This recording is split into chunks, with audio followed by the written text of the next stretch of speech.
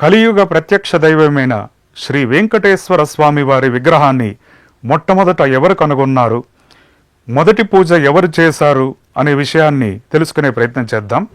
శ్రీవారి ఆజ్ఞ ప్రకారం గోపీనాథ దీక్షితులు రంగదాసు సహాయంతో శ్రీవారి విగ్రహమును చీమల పుట్ట నుండి వెలికితీసి అనువైన ప్రదేశంలో ప్రతిష్ఠించి స్వామివారికి మొదటి కైంకర్యంగా గోక్షీరంతో అభిషేకము, అలాగే మొదటి ఆరాధన చేసి స్వామి పరిపూర్ణ అనుగ్రహాన్ని పొందుతాడు.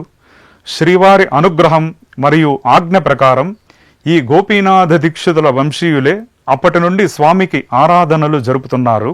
ఓం నమో వెంకటేశాయ అనే మంత్రాన్ని స్వామివారి వద్ద నుండి అనుగ్రహంగా పొంది లోకానికి అందించిన మహనీయుడు, మహాభక్తుడు, శ్రీవారి ఆలయ మొట్టమొదటి వైఖానస అర్చకుడైన శ్రీమాన్ గోపీనాథ దీక్షితుల వారు.